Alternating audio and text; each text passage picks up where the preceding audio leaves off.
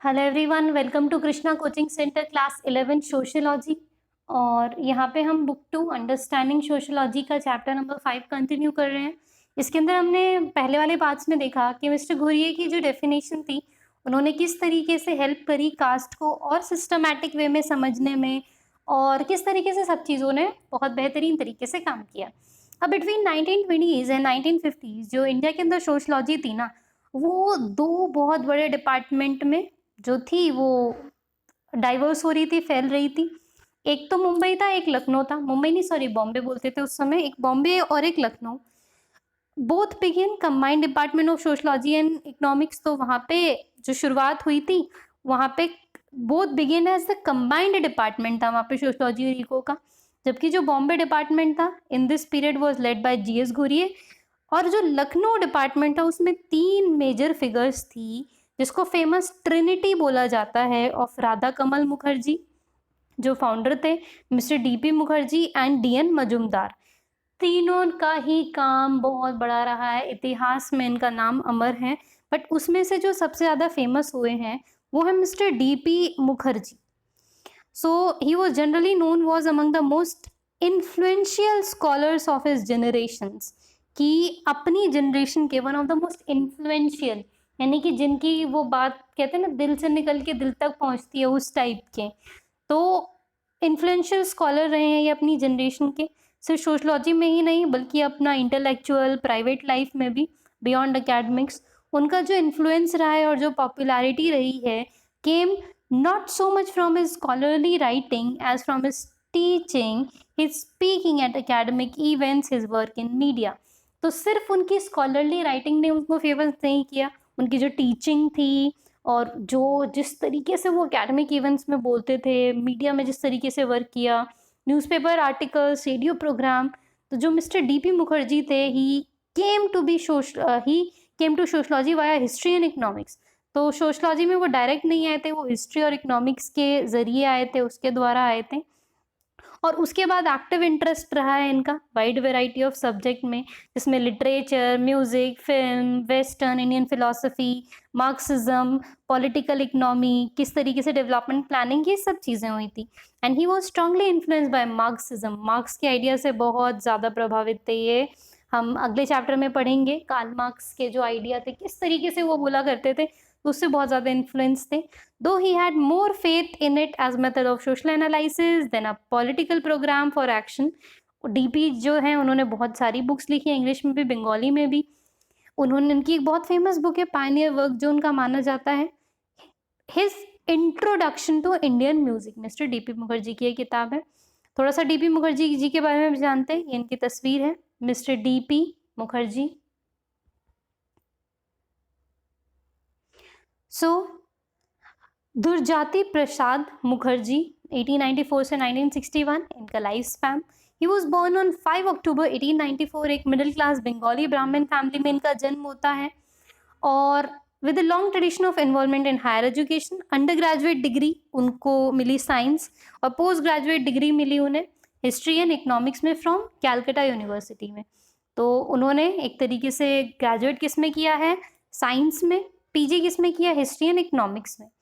1924 में ही was appointed lecturer in department of economics and sociology in Lucknow university. जो 3 नाम थे उसमें सबसे फेमस नाम मिस्टर डीपी मुखर्जी। 1838 में 41 served as director of information under the first Congress led government of the United Provinces of British India, present day Uttar Pradesh. तो वहाँ पे वो डायरेक्टर ऑफ इंफॉर्मेशन रहे थे, कांग्रेस लेड गवर्नमेंट जब ब्रिटिश इंडिया की यूनाइटेड प्रोविंस में आई थी, जो आज के टाइम पे उत्तर प्रदेश है।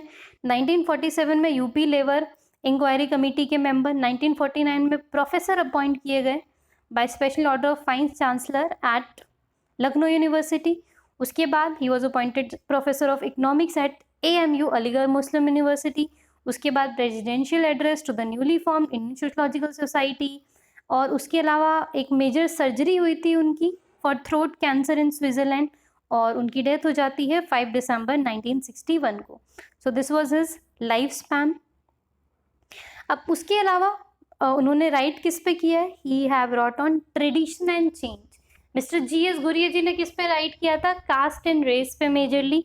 और डीपी मुखर्जी की जो राइटिंग है मेजरली ट्रेडिशन एंड चेंज पे। कैसे याद रख सकते हैं? डीपी लगाते हैं ना आप व्हाट्सएप पे, फेसबुक पे, तो वो डीपी क्या दिखा रहा है? आपका ट्रेडिशन दिखा रहा है, किस तरीके से आप लाइफ में चेंज हो रहे हो वो दिखा रहा है।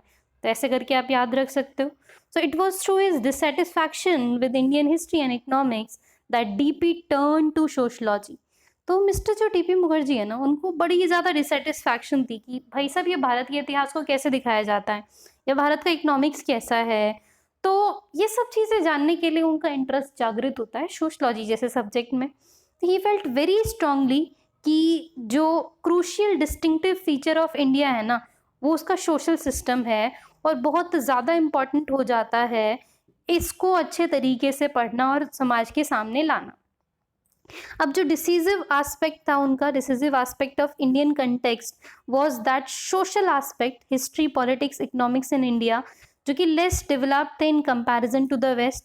हाउएवर जो सोशल डायमेंशंस थे वो ओवर डेवलप्ड थे, ऐसा उनको लगता था कि सोसाइटी के डायमेंशंस यहाँ पे बहुत ज़्यादा डेवलप हैं।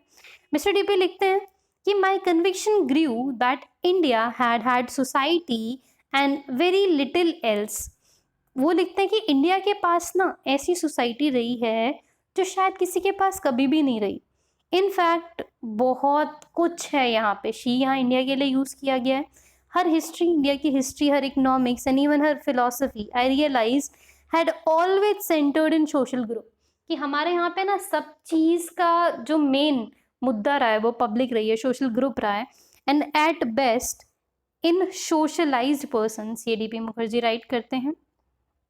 अब given the centrality of society in India, it become the first duty of Indian sociologists कि वो स्टडी करें किसे, सोशल ट्रेडिशंस ऑफ इंडिया को।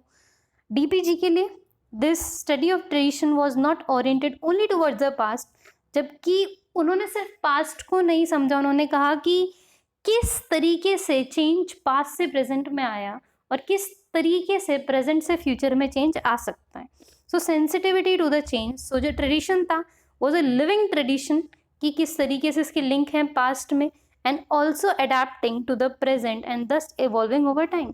वो लिखते हैं it is not enough for the Indian sociologist to be the sociologist, कि भारतीय सोशलॉजिस्ट जो है ना उसको सिर्फ सोशलॉजिस्ट नहीं होना है, he must be Indian first, उसको भारतीय होना पड़ेगा। ये देखिए बहुत प्यारी लाइन इनकी कि भारतीय सोशलॉजिस्ट होने के लिए सोशलॉजिस्ट बाद में, भारतीय पहले होना पड़ेगा। And he is to share in the folk ways, modes, customs, traditions, purpose of understanding, वो सब चीज़ें होनी चाहिए, तब आप एक अच्छे इंडियन सोशलॉजिस्ट बन पाओगे। So he believed that sociologists should learn and be familiar with high and low language and culture. तो सब जानकारी होनी चाहिए। जानकारी कब होगी? जब आप ओरिजिनली क्या होगे, इंडियन होगे, जब आपकी सोच इंडियन होगी। सिर्फ संस्कृत, पर्शियन, अराबिक नहीं, बल्कि जो लोकल डायलेक्ट है ना, लोकल भाषाएं हैं, उसका भी आपको थोड़ा बहुत ज्ञान होना पड़ेगा, तभी आप उन लोगों की बात समझ पाओगे। भाई जिस पे रिसर्च करने का उसकी भाषा ही नहीं समझे तो उसकी बात कहाँ से समझोगे। ही आर्ग्यूड कि जो इंडियन कल्चर और सोसाइटी है ना वो इंडिविजुअलिस्टिक नहीं है इन वेस्टर्न सेंस। जो एवरेज इंडियन या इंडिविजुअल पैटर्न ऑफ डिज़ायर है ये मोर और लेस रिजिडली फिक्स्ड है, जिसको फिक्स किया है किसने? सोशल कल्चरल ग्रुप ने। एंड जो इंडियन सोशल सिस्टम है is basically oriented towards group, sect, caste, action, not voluntaristic individual action.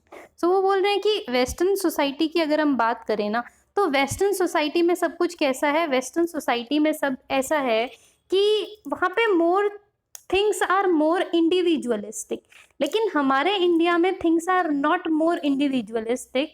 हमारे यहाँ it is more like in a group manner.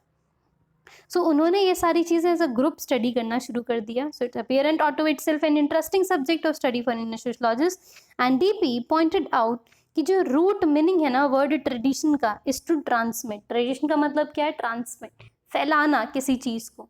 Sanskrit में इक्विवेलेंट आर इधर परंपरा दैट इज सक्सेशन, और एथिथ्य that comes from same root as इतिहास या history. सो उन्होंने चीज़ों को रिलेट करना शुरू करा, वर्ड्स को रिलेट करना शुरू करा, और किस तरीके से उन्होंने वर्क किया। इनका टोटल वर्क हम कवर करेंगे अपने अगले वीडियो में। तो thank you so much. I will meet you all in my next video. Thank you.